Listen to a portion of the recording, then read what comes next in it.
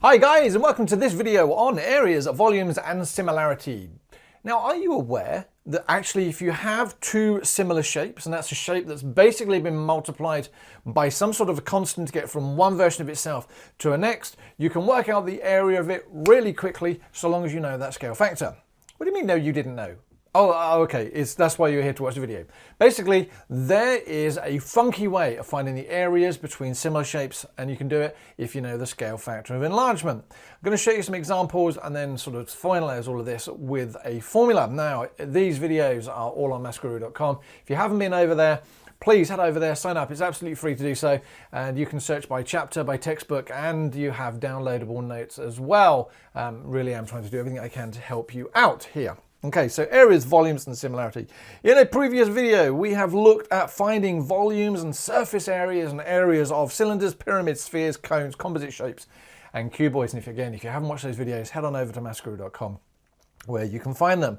So let's go back to this idea of similar circles. So in this situation, a circle is a circle is a circle. We can make them bigger, we can make them smaller. And the scale factor by which we make them bigger and smaller is really, really important. So let's imagine we have circle number 1 here and circle number 2. We know that the radius of circle number 1 is 3 centimeters and the radius of circle number 2 is 4 centimeters.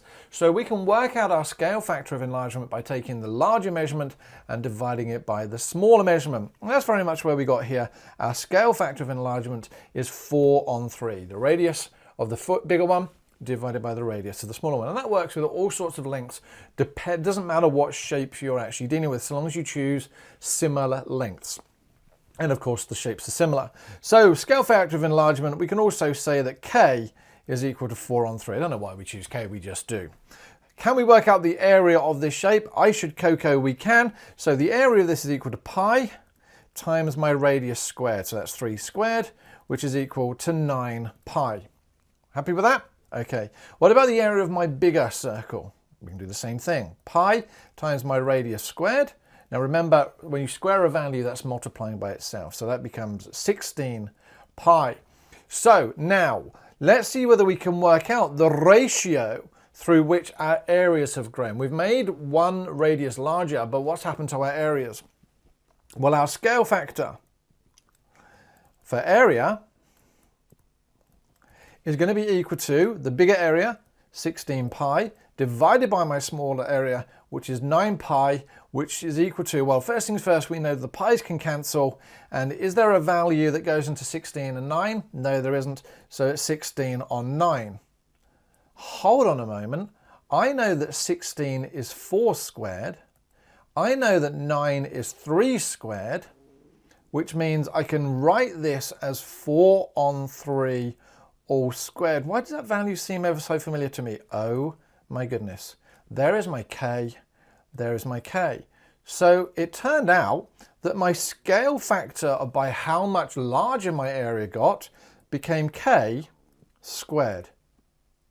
So I took my smaller area and I multiplied it by the value of K squared, and that gave me my bigger area. Does that work with other shapes? Well, let's have a look. Now, don't press stop, not just yet, guys. This is a preview video and you've reached almost the end of it, but it does continue over on MaffsGuru.com. MaffsGuru.com, yep, that's my custom website. Bits of it you can see around me at the moment. That has been designed to allow the videos to be easier searched than they are on YouTube. So you can search by chapter, by textbook. Each video has downloadable notes for you, so you can put them in your summary book or your exercise book. There are exam questions, and there is more and more content and more stuff coming as time allows. So head on over there. It's absolutely free to sign up, and I'm doing everything I can to make sure that you guys enjoy maths and actually take out the mastery of maths. It is not as hard as you think. It is all smoke and mirrors. Okay, thanks very much. Take care, guys. I look forward to seeing you in another video. Stay safe.